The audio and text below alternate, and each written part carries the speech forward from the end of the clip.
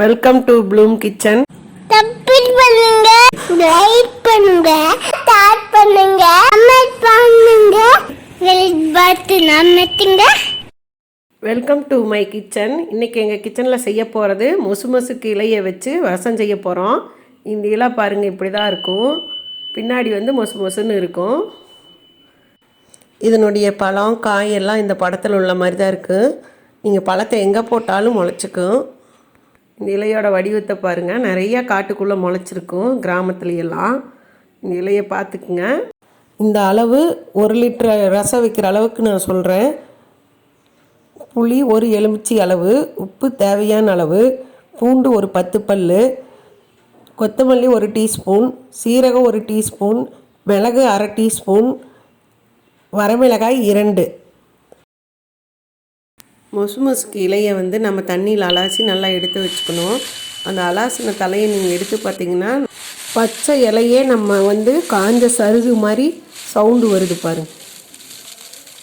அடுப்பில் ஒரு கடாயை வச்சு அதில் தலையை போட்டு ஒரு 2 ஸ்பூன் நெய் ஊற்றி தலையை நல்லா வணக்கி எடுத்துக்கணும். இந்த தலையோட அளவு நான் ஒரு 10 பேர்த்துக்கு ரசம் வைக்கிற அளவுக்கு போட்டிருக்கிறேன். நீங்கள் ஒரு 4 பேர்த்துக்கு வைக்கிறேன்னா ஒரு கைப்பிடி அளவு எடுத்துக்குங்க போதும். இது நல்லா வணக்கிக்குங்க. இந்த தலை ரசம் சளி பிடிச்சிட்டு அம்மா எப்பவுமே இந்த ரசம் வச்சு கொடுப்பாங்க. சளி இருக்கிற இடம் தெரியாமல் போயிடும். இந்த தலையோட மருத்துவ பயன்லாம் கூகுளில் போட்டிருக்குறாங்க, நீங்கள் படித்து பார்த்துக்குங்க. எனக்கு தெரிஞ்சதெல்லாம் நான் டிஸ்கிரிப்ஷனில் கொடுக்குறேன். இதுக்கு மேலே நீங்கள் டீப்பாக தெரியும்னா அதில் போய் படித்து பார்த்துக்குங்க. இப்போ நம்ம எடுத்து வச்சுருக்கிற சீரக மிளகு பூண்டெல்லாம் போட்டு தலையோட நல்லா வணக்கி எடுத்துக்கலாம். 1 நிமிஷம் நல்லா வணக்கினீங்கன்னா போதும். தலையை வணக்கி எடுத்துகிட்டு போதும் வணக்கினது. இப்போ நம்ம ஆற வச்சுட்டு ஒரு மிக்ஸி ஜாரில் போட்டு அரைச்சி எடுத்து வச்சுக்கலாம்.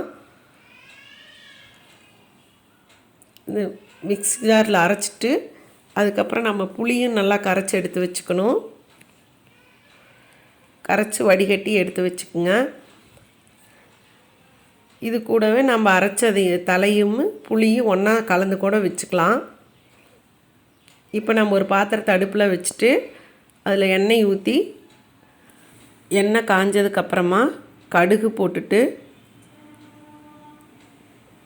கொஞ்சமாக வெங்காயம் மிளகா கருவேப்பிலை கொஞ்சம் போட்டுக்குங்க. அது நல்லா வணங்கினதுக்கப்புறமா நாம் இந்த கரைசலில் புளி கரைசலை இது ஊற்றிடலாம். இப்போ நல்லா சூடானதுக்கப்புறம் ரசம் கலக்கி விட்டுட்டே இருங்க.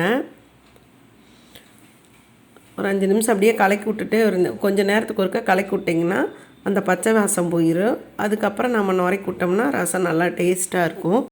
கொரோனா காலகட்டத்தில் இந்த ரசத்தை வச்சு சாப்பிட்டா சளிக்கு ரொம்பவுமே நல்லது.